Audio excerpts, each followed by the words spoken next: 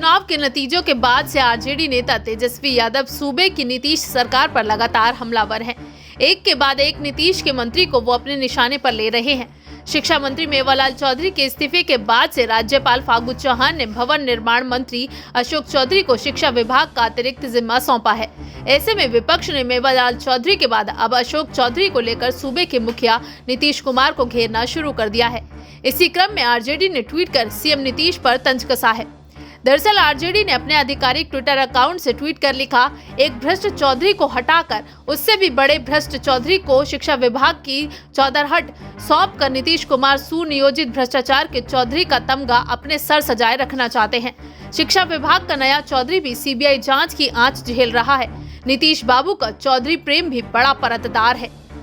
मेवालाल चौधरी के इस्तीफे के बाद जेडीयू नेता अटैक मोड में आ गए हैं और लगातार भ्रष्टाचार के मामले में चार्जशीटेड नेता प्रतिपक्ष तेजस्वी यादव से इस्तीफे की मांग कर रहे हैं। ऐसे में आरजेडी एक एक मुद्दे को उठाकर सरकार को घेर रही है।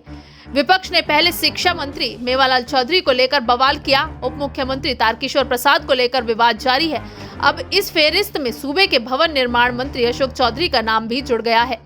सारा विवाद भवन निर्माण मंत्री अशोक चौधरी के हाल ही में मीडिया को दिए गए उस बयान से जुड़ा है, जिसमें उन्होंने अपनी पत्नी पर लगे भ्रष्टाचार के आरोपों को नॉट अ बिग डील कहकर पल्ला झाड़ने की कोशिश की थी। बता दें कि मंत्री अशोक चौधरी रविवार को मीडिया से बातचीत के दौरान तेजस्वी पर लगे आरोपों को गिनाते हुए उनसे इस्तीफे की मांग कर रहे थे। हालांकि इसी दौरान जब उनकी पत्नी पर लगे भ्रष्टाचार के आरोप, जिनमें वो चार्जशीटेड भी हैं, की चर्चा की गई तो उन्होंने कहा, नॉट अ बिग डील, हमारा केस सुप्रीम कोर्ट में है और जब हियरिंग होगी तो हम अपना पक्ष रखेंगे। हमें अभी तक अपना पक्ष रखने का मौका नहीं मिला है। उनका बयान देना था कि एक नया विवाद शुरू हो गया। नेता प्रतिपक्ष तेजस्वी यादव ने इस संबंध में ट्वीट कर कहा, साहित्यिक चोरी के दोषी मुख्यमंत्री माननीय नीतीश जी के मुकुटमणि जेडीयू के कार्यकारी अध्यक्ष और मंत्री श्री अशोक चौधरी की पत्नी पर बैंक से करोड़ों की धोखाधड़ी और जालसाजी का आरोप है। सीबीआई जांच कर रही है, कोर्ट में केस है।